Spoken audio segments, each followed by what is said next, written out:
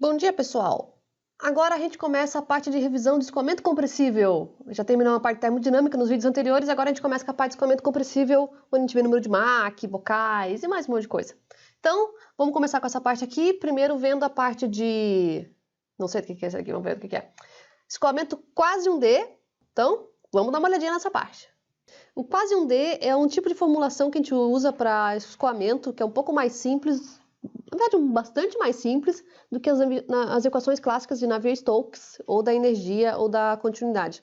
Então, a gente usa muito para fazer análise de bocal, que tem na parte de propulsão e de difusores. Tu pode usar para outras coisas também, mas aqui a gente foca nessa parte. Qual é a diferença do escoamento quase 1D para o escoamento 1D mesmo, né? O quase 1D, ele tem variação de área.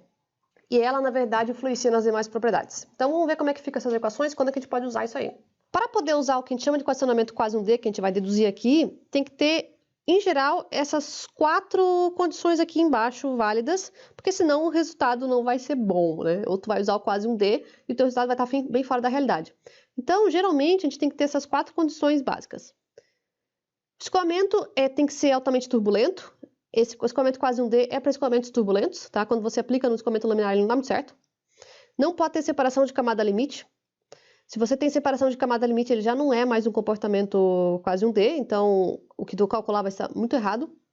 Geralmente a gente aplica para escoamento invícido, que é onde ele se aplica. Se você tem um escoamento viscoso, o equacionamento também não vai dar certo.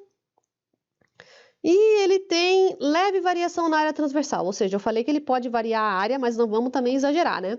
Ele tem uma variação na área transversal, mas nada muito exagerado. Se for muito exagerado, ele também acaba virando o escoamento 2D, e daí você não consegue aplicar, ou quando você aplica dá errado. Então, essas são as 4 condições que a gente tem que ter. Onde é que nós vamos usar aqui em propulsão? Propulsão, o que a gente mais usa esse escoamento quase 1D, são nos bocais. Então, quando você tem o bocal, e aqui eu vou desenhar, por exemplo, um bocal convergente, na saída do motor, esse escoamento aqui que sai do bocal, na verdade, a gente sabe que o escoamento, se você for desenhar o perfil aqui, ele vai dar um perfil assim. Ele tem velocidades maiores no centro e menores nos cantos. Só que geralmente a gente aproxima para um perfil uniforme e diz que esse escoamento é um escoamento quase 1D. A mesma coisa a gente faz para a parte aqui de dentro. A gente diz que aqui ele tem um escoamento quase 1D. Ele tem variação de área, mas o comportamento desse fluido a gente leva em consideração só na direção X. A gente usa também para difusores, tá? Então, isso aqui seria a versão bocal, mas a gente usa para difusor, que é o que tem na entrada do motor. O difusor, ele é ao contrário do bocal, então seria um que você abre a área. Então, a mesma coisa, a gente considera quase 1D aqui dentro. Geralmente, em canalizações, a gente considera quase 1D, tá? Então, é aqui que nós vamos usar. Vamos ver como é que fica a equação para esse cara aqui. Vamos deduzir a massa, quantidade de movimento linear e energia, que são as 3 que a gente precisa. Então, o que está desenhado aqui é um duto genérico, nota que a área dele varia. Então, aqui tem o ponto 1, aqui tem o ponto 2, ele tem um dx, estou olhando sempre para uma hipótese de infinitesimal, sempre um pedaço pequeno, que a gente vai deduzir as equações, são as versões diferenciais. Então, se você tem um escoamento passando ou dentro de um certo tubo genérico, você tem aqui no ponto 1 pressão, P de pressão, U é velocidade, A é a minha área transversal e ρ é densidade, ou massa específica. Você anda dx e ali para frente você tem um incremento nessa pressão que é dp, um incremento em d1, um incremento em dA, um incremento em dρ. Então nota que você tem variações nas propriedades. A gente faz essa aproximação com base no que a gente chama de série de Taylor. Existem várias séries de Taylor, a série de Taylor que eu estou mostrando aqui é o que a gente chama para frente, forward, tem a backwards, tem outras formatações, mas aqui a gente vai usar a série de Taylor forward. É uma aproximação que a gente usa com base nesse equacionamento das derivadas. Então, o que a gente diz é que qualquer variável θ em x mais dx, ou seja, aqui é em x mais dx, ou x mais delta x, tanto faz. Ela vai ser o próprio θ em x, ou seja, como ele estava em 1, mais a variação desse θ com o eixo dx vezes o Δx, mais a derivada segunda desse θ em x vezes esse dx ao quadrado sobre 2, fatorial, e assim em diante. Aqui teria uma derivada terceira, derivada quarta, quinta, etc. O que acontece é que aqui a gente só vai até a primeira derivada, então a gente não usa esses termos, porque eles são termos de ordem baixa.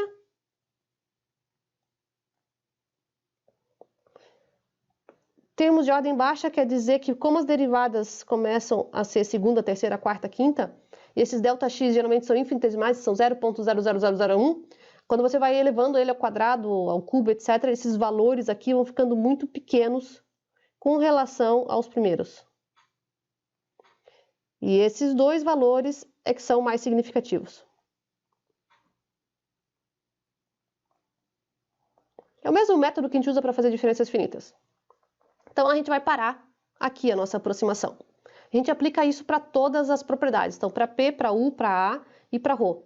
A gente vai considerar regime permanente. Essas equações quase um D são consideradas no formato regime permanente. Então, vou aplicar regime permanente e vamos fazer a conservação da massa. Então, nota que o que eu botei aqui foi m ponto em 1 é igual a m ponto em 2, que é a conservação da massa, né? Porque tudo que entra é igual a tudo que sai. Aí eu só abri o m ponto, lembrando que m ponto é Rho, U, A, se a gente considerar todo mundo uniforme na área, que essa é a ideia do quase um D, que Rho e U não variam em A. Então, esse daqui é o m ponto 1, e o m ponto em 2 seria, na verdade, o Rho em 2, que é Rho mais D Rho, vezes o U mais DU, vezes o A mais DA. Então, essa série de Taylor, ela entra exatamente desse detalhe aqui, onde esse cara aqui é o θx, e esse aqui, se tu for ver, é o θ de x mais ΔX, onde esse dx com esse dx se cancela, ele fica θ mais dθ. Então, daí que aparece. É aí que a gente aplica a série de Taylor. A ideia da série de Taylor é que você liga com uma... Pegando esses dois termos aí, liga com uma reta os dois pontos e multiplica a variação, ou seja, a inclinação da reta pela quantidade que você anda. Beleza, então eu vou abrir esse cara aqui. Isso aqui vai dar Rho, U, A, igual. Agora vamos multiplicar essa galera toda para cá, né? Vai multiplicando um por um. Então isso aqui vai dar Rho U mais Rho DU mais D Rho U mais D Rho DU, que multiplica ainda A mais DA. Então, Rho U A vai dar Rho U A mais Rho U DA mais Rho A DU mais Rho DU DA mais, não cabe aqui, D Rho U A mais D Rho DA U mais D Rho DU A mais D Rho DU DA. É isso daí. O que nós vamos fazer agora é desconsiderar os termos que têm multiplicação de duas derivadas, porque na verdade as derivadas já são valores pequenos, nós vamos simplesmente desconsiderar. Então, desconsidera multiplicações de derivadas.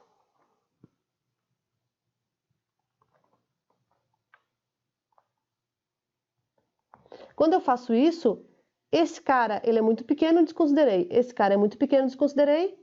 Desconsiderei. Botou um parênteses aqui, né? Desconsiderou. Eu acho que é isso. Se eu não esqueci alguém aqui no meio do caminho. É isso mesmo. Então, agora, só pegando os termos que sobraram, a gente vai ver que sobra só esses caras aqui. Na verdade, o que sobrou, tá? Só para mostrar que fica isso aí mesmo. É rho u A igual rho u A mais rho u dA mais rho a du mais u a de rho. Passa esse cara para o outro lado da equação, vai um menos o outro, dá zero igual isso daqui, que é esse cara aqui. Agora, para chegar na equação de baixo, que é a equação que a gente chama de quase um D da continuidade, eu divido todo mundo por rho A.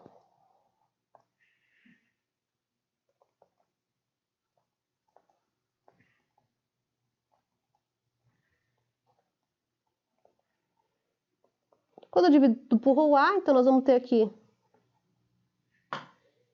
esse aqui que divide por rho u A, esse aqui que divide por rho u A, esse aqui que divide por rho u A. Se você for ver, aqui ele corta o rho e o u e sobra o A. Aqui ele corta o UA e sobra o rho. Aqui ele corta o rho A e sobra o U.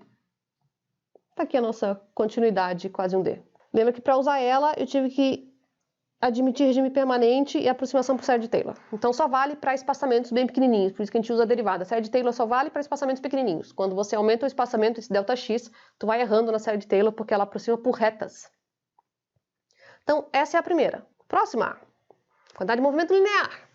Essa daqui a gente já põe mais hipóteses no meio do caminho. Então aqui está o mesmo desenho. Agora, além de ser regime permanente, ele vai ser invícido. Só vou considerar a direção x, porque ele é quase um D, então não vou considerar termos gravitacionais, por exemplo. E não vou considerar nenhum tipo de força de corpo. A força de corpo mais comum é a gravidade mesmo, mas existem outras que pode ser força eletromagnética, etc. Então, para esse cara, a mesma coisa. No ponto 1 e no ponto 2 tem um incremento de dp. Então, por exemplo, P em x mais dx é igual a P em x mais dp dx dx. É igual, então, a P de x mais dp. E a mesma coisa para tudo. Todos eles. Série de Taylor.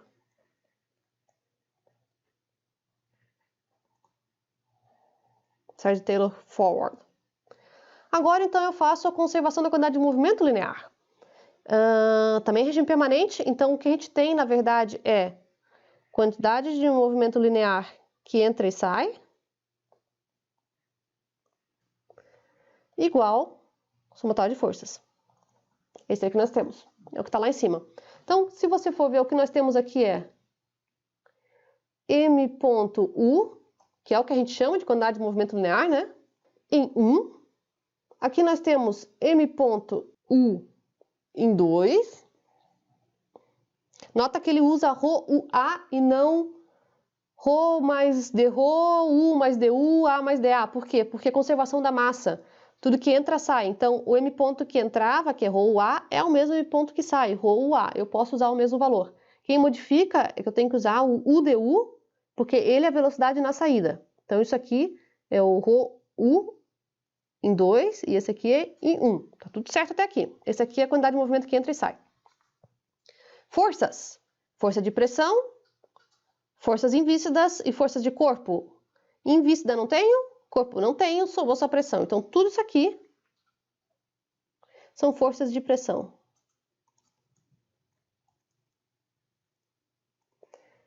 Em 1 e em 2. Então, na verdade, esse aqui seria a força de pressão. Força de pressão é pressão vezes área, né? Pressão vezes área em 1. Esse cara aqui é pressão área em 2. E esse cara que apareceu aqui é pressão e área em ΔX sobre 2. É na metade entre eles, tá? Porque é o que acontece? A gente tem variação de área. Se tem variação de área, tu tem força de pressão em X ao longo de tudo. Então, o que esse desenho está representando para nós, que é um detalhe que você tem que considerar, senão vai dar tudo errado. Vamos ver se vai caber em algum lugar aqui. O que esse cara está considerando para nós é o fato de que ali o desenho está mais bonitinho, mas digamos que fosse assim o desenho. Que é um bocal mesmo. essa aqui é a tua área 1, essa aqui é a tua área 2. Força de pressão em X, ela acontece aqui, que seria PA1, ela acontece aqui, que dá o PA2, é um P2, tá? P1, são diferentes. Só que, apesar, isso aqui é quase um D, não é um D. Então, como ele é quase um D, teve mudança de área. Se teve mudança de área, eu tenho, na verdade, pressões agindo aqui. E o que a gente faz com esse termo de P mais dP sobre 2dA, o dA, ele é claramente essas duas parcelas. Isso aqui é dA sobre 2, isso aqui é dA sobre 2. É a diferença entre as duas áreas. Então, a gente, na verdade, considera... Nota que aqui em cima está aparecendo dA, porque são os dois lados, né? Então, vai dar dA, que é como se fosse... como se fosse, não. É o quanto de área que é diferente entre A2 e A1, que vai ter pressão nessas duas superfícies. E a gente faz a pressão, na verdade, nem P1, nem P2. A gente faz a média entre P1 e P2. A gente faz P1 mais P2 sobre 2. Se você for ver, isso aqui vai dar P1 mais P1 mais dP sobre 2. Ou seja, daria 2P1 sobre 2 mais dP sobre 2. P mais dP sobre 2. Então, é isso daqui. Então, esse fator aqui é isso daqui, pressão média, que a gente considera aqui a pressão média. E aqui também. Se você esquece esse termo, vai ficar faltando um termo nessa equação, porque tecnicamente a ideia do quase um D é que varia a área. Tá? Ele só não aparece quando não varia a área. Mas aí a gente também não aplica quase um D, a gente aplica um T. Então, esses são os termos. Agora eu vou juntar todo mundo aí no meio do caminho e vai sobrar só, na verdade, isso aqui para nós. Então, vamos ir cortando o que dá para cortar aqui. Nós vamos ter Rho, U, A, U mais Rho, U, A, TU. Esse é o primeiro M ponto ali, que é o fluxo de quantidade de movimento que está saindo. Menos Rho, U, A, U, igual. Nota que aqui já sumiu esse, com esse se cortaram, né? Igual PA menos PA mais PDA mais DPA mais DPDA. Esse é o primeiro e segundo termo de pressão. Mais PDA mais dP sobre 2dA. Isso é o que está na equação ali de cima. Então, a gente tem essa parcela aqui, são esses três. Esses dois aqui, tá aqui. E esse último aqui, tá aqui. Beleza. Todo mundo aberto. Vamos cortar a galera que dá para cortar e novamente vamos desconsiderar. Nossa, que cor horrível, não. Então, desconsidera multiplicações de derivadas. Então, esse aqui corta, baixo. Esse aqui corta. E é só isso aí. Agora, nós temos aqui um PA menos um PA. Esse cara vai cortar com esse. Aqui nós vamos ter um mais PDA com esse sinal negativo. E mais esse cara aqui. Vamos botar ali. Isso aqui tudo vai dar o que sobrou para nós. Vamos ver. Nós temos um Rho, U, A, DU lá em cima. Igual. Menos PDA. Menos ADP e mais um PDA. É isso aí que sobrou. Nota que esse menos PDA com esse mais PDA se corta, e o que sobrou para nós é Rho, U, A, du igual menos A dp. Dividir todo mundo por A, com A du sobre A, menos A dp sobre A. E o que sobrou é o que está ali em cima. Rho U du igual menos dp. Essa é a conservação da quantidade de movimento linear para quase 1D. Mas nota que a gente fez várias considerações no meio do caminho, então ele só vale para essas considerações. Ou seja, é invícido, por isso que não tem forças viscosas, não tem força de corpo, por isso que não tem gravidade, não tem nada de outra coisa diferente, e é regime permanente.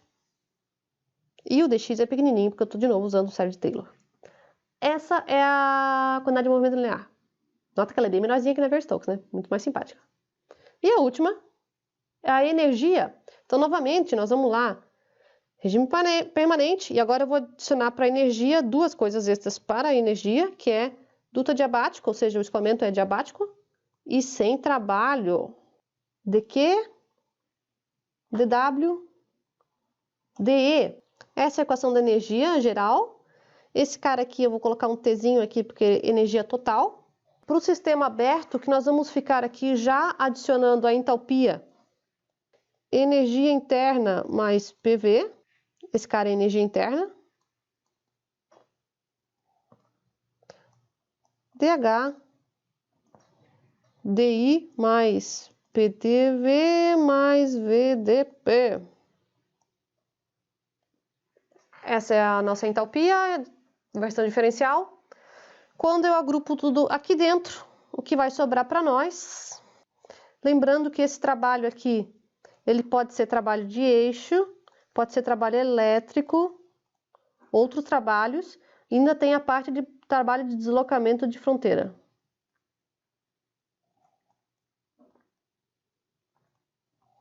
Se não sabe o que eu estou falando, volta quando a gente estava deduzindo em alguma das milhões de aulas anteriores a equação da conservação da quantidade de...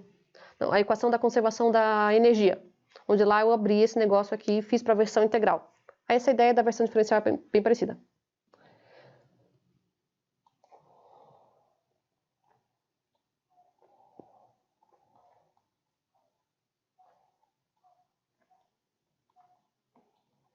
E a variação da energia que sai igual à energia que entra é zero para nós. Por quê? Porque ele é diabático e sem trabalho.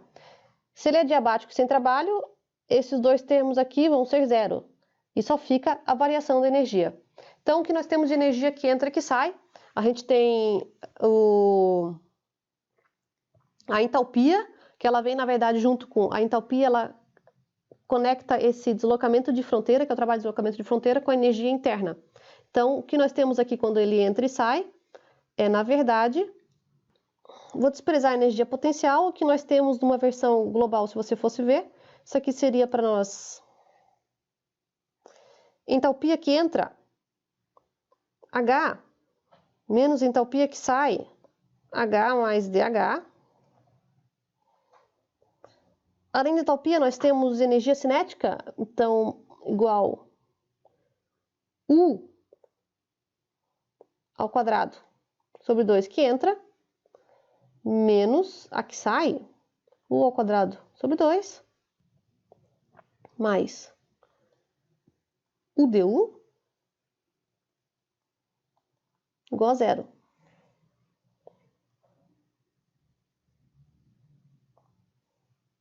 Esse U du vem do fato de que isso aqui é uma derivada de U ao quadrado. Ou seja, derivada de U ao quadrado sobre 2, né? U sobre 2. O 2 é a constante, sai para fora. 1 sobre 2, derivada de U e U, que são duas variáveis. Isso vai dar meio de U du mais U du. Derivada da primeira que multiplica a segunda, derivada da segunda que multiplica a primeira. Regra da cadeia. Ou seja, 2U du sobre 2, U du. Essa é a derivada. Tá? Então, essa é a derivada e essa é a energia cinética no ponto de entrada, essa é a energia cinética no ponto de saída. Lembra que agora não é só a velocidade na entrada e saída, é a energia cinética na entrada e na saída. Estou desprezando a energia potencial, por isso que ela não aparece aqui. E tudo esses caras aqui estão em específico, tá? Então isso aqui está tudo dividido por quilograma, por isso que não aparece M ponto. Tecnicamente, se eu fosse fazer o cálculo, eu teria que multiplicar todo mundo por M ponto, mas por causa da conservação da massa, o M ponto que entra é igual ao M ponto que sai, ele vai se cortar. Nós não temos Q porque é adiabático, nós não temos outro tipo de trabalho, por isso que aqui está 0.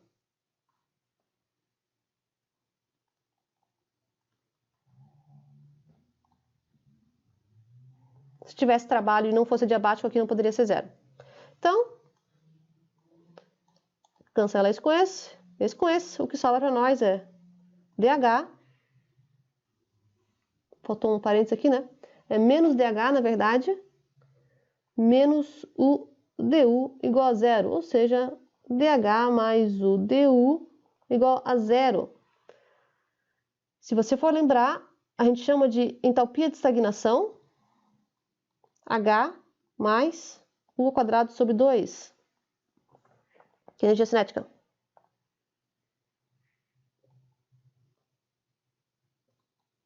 Quando eu faço a derivada disso aqui, dH0 é dH mais derivada de U ao quadrado sobre 2, que eu acabei de fazer aqui do lado, né?